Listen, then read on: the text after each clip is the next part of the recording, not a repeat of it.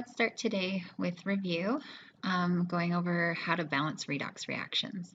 So we have this reaction here that's not balanced, and we want to know what the coefficient of the iodine will be when we're in acidic conditions. So remember there are 4 steps. First, you need to write your half reactions. Then you need to balance your half reactions for every element except for hydrogen and oxygen. Then you can mass balance the oxygen by adding water and then the hydrogen by adding H+. After we're mass balanced for each half reaction, then you charge balance by adding electrons so that each side of your half reaction has the same charge.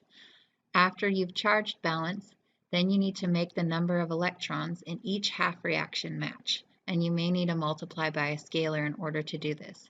So you find the least common multiple and then multiply by whatever factor you need to achieve that least common multiple. And then you can add the equations together. I'm going to go over both acidic and basic because you could see either on your guys' exam this upcoming Monday. So it's easiest to balance an acid first, and we assume that by adding the H+ to when we balance the number of hydrogen. If we were in a basic solution, at the very end, what we can do is just add hydroxide to match the number of H+ that we have, and then that becomes water, and we add that to both sides so that we should end up with hydroxide on the other side. So in this case, we have our 2 half reactions are going to be MnO4 minus going to Mn2+. And then our other half reaction, we're going to have I- going to I2. So let's start with this manganese half reaction. So I am first going to see if I'm mass balanced for every element but oxygen and hydrogen, which I am. I have 1 manganese on each side. So now I can go ahead and balance my oxygen, and I'm going to do that by adding 4 water molecules to my product side. So now I'm balanced with respect to the number of oxygen, and I can do my hydrogen. I have 8 hydrogen on my product side, so I'm going to add 8 H+ to my reactant side. So now I'm completely mass balanced. My next step then is to charge balance this half reaction. I can see that on my reactant side, I've got a total charge of +8 minus 1, so +7. And on my product side, I've got a charge of +2. So to make it +2 on both sides, I'm going to add 5 electrons to my reactant side. So now I have -5 plus 8 gives me +3, minus 1 gives me +2. And the manganese on this side, I also have +2. So now I'm both mass balanced and charge balanced. So now I can work on this other half reaction. I have I- going to I2. So again, first I'm going to mass balance, and I have 2 iodine on my product side and only 1 on my reactant side, so I'm going to add a 2 there. And now I'm mass balanced. To charge balance, I have -2 charge on my reactant side, so on my product side I'm going to add 2 electrons. So now I'm both mass and charge balanced. So now what I can do is I would be able to, and at this point you can see that we can stop because we know the answer to our question now. What's the coefficient for, and actually that's not true, we need to do the multiplication. Don't get ahead of yourself, Candace. So here, we need to have the same number of electrons. So on this half reaction here would be our reduction half reaction. It's accepting those electrons, absorbing them. We see the manganese's oxidation state changes. Over here it would be +7, and then it becomes a +2 as it accepts those 5 electrons. So in order for us to have the same number of electrons, I need to multiply this half reaction here by 5. And this half reaction over here, I need to multiply by 2.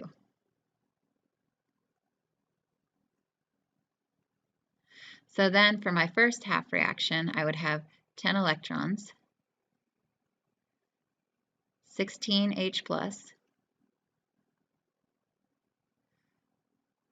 2 of the permanganate ion, And then on my product side, 2 Mn2 plus and 8 water. For my second half reaction, I would have 5 times 2, so 10 I minus,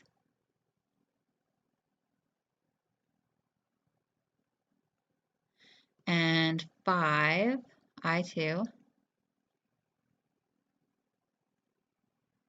and 10 electrons. So now if I were to add these two together, my 10 electrons would cancel, and then I don't have any hydrogen on this side that would cancel with this H+, and I also don't have any water on my reactant side to cancel out any waters. So I would simply have 16H plus 2 Mn O4 minus plus my 10 iodine ions, forming 2 manganese ions, 8 water, and 5 I2. So I can see that the coefficient in front of my iodine is going to be 5. And then if I were needing to balance this in base, what I would do is I would just add 16 hydroxide to each side.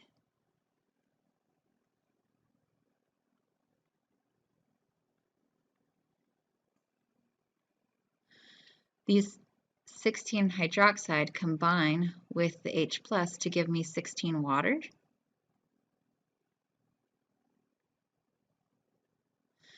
And now notice I have water molecules on both sides. So I'm going to get rid of these 8 water molecules, subtract 8 here, so that I have 8 water molecules on my reactant side if it were balanced in base. Everything else in the reaction would remain the same, again, except for we have this 16 hydroxide now on the product side. So here is our reaction if it were balanced in acid, and we wouldn't have these 16 OH minus, so right here. And then if it were balanced in base, and let me just circle it. So this would be our balanced reaction, and we would have those 8 water molecules if it were balanced in acid. And then down here, this is our balanced reaction under basic conditions. So today's recording is really kind of just a fun, interesting one, talking about the consequences and applications of ionizing radiation, which you guys aren't tested specifically on, but it's interesting. And then I will talk a little bit about fusion, which I realized I probably should have just put it in the last recording because it's only one slide, but let's go ahead and look at it. So fusion, unlike fission, where fission we have a larger molecule splitting to give us smaller atoms, in fusion we have smaller atoms that combine to make a larger element. So here, this is the reaction that occurs in the sun. You have tritium and deuterium, which are hydrogen isotopes, one where you have 3 nuclides, 1 proton, 2 neutrons, and then deuterium has 1 proton and 1 neutron. Those can combine to form an alpha particle, that helium-4, and then a neutron. So the sun, there are many fusion reactions that occur in the sun, and fusion requires quite a bit of energy, so it's possible for these fusion reactions to occur because the sun is so hot. However, here on Earth, we have very little applications of fusion, simply because, again, it just requires so much energy to overcome the repulsion between the nuclei. If we can get it to occur, which we can, it produces 10 times more energy per gram than fission. So if we could figure out how to use fusion to generate energy, we would be better for it. But again, to be able to control and provide the right conditions for these type of reactions is impossible currently. So the other wonderful thing about fusion is that we don't have the radioactive byproducts like what we saw with fission. But again, the energy required is so great that the only application we currently have is the hydrogen bomb. So now, just to recap, can you tell me what occurs in nuclear fusion? So you should see that in nuclear fusion, what we have is we have smaller nuclei combining to form an atom with a greater atomic number, so a larger atom.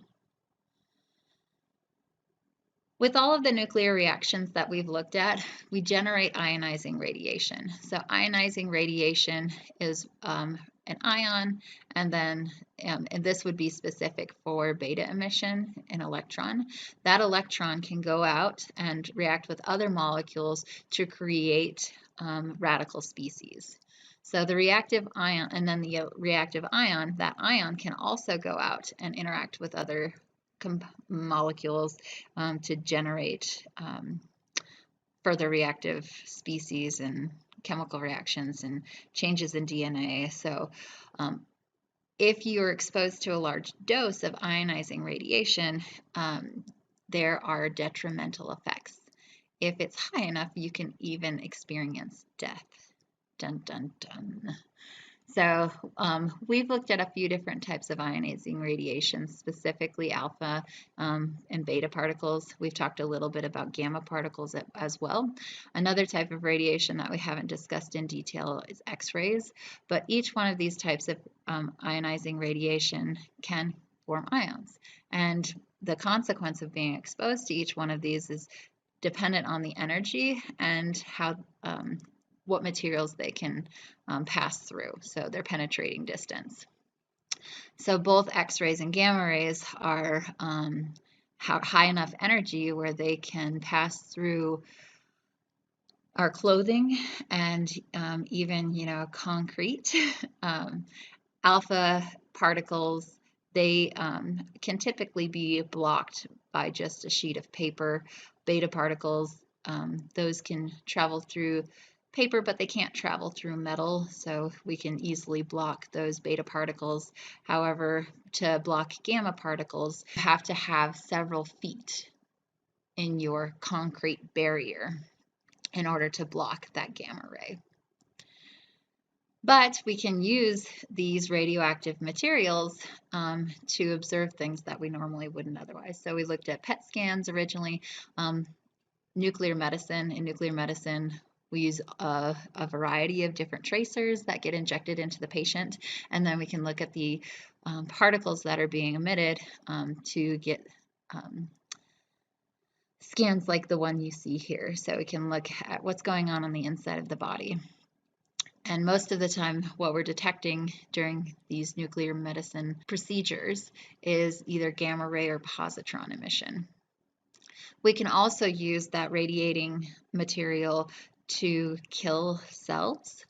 And so cobalt-60 is one isotope that creates gamma radiation, and so it can be used to kill cancerous cells. The problem with radiation therapy is that it doesn't selectively kill. So in addition to killing cancerous cells, it will also kill healthy cells, which is why patients can experience radiation sickness. So, and oftentimes that radiation, when it causes damage to those healthy cells, if they don't completely die, they can mutate into cancerous cells. So it's not exactly the best treatment. The other place where we can apply nuclear chemistry is in space probes, where we want to study what material is out in space. So this neutron activation process, we use a neutron to interact with the space matter, and then we're going to see that gamma rays are produced, and depending upon how many, so the intensity of the gamma ray and how long it takes for that gamma ray to be emitted, it's going to indicate to us what material we're looking at. We can also use gamma radiation to sterilize food. So if we any bacteria or mold on the food can be killed by irradiating it with gamma rays. And this is nice because then we don't have to chemically treat the food, and we don't have to then ingest the chemicals that we would treat the food.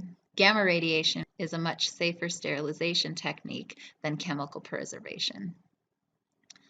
And then we're going to wrap up this by just me being curious, what do you feel your most pressing concern is regarding our next exam, which is Monday? And then what do you do to study for our exam?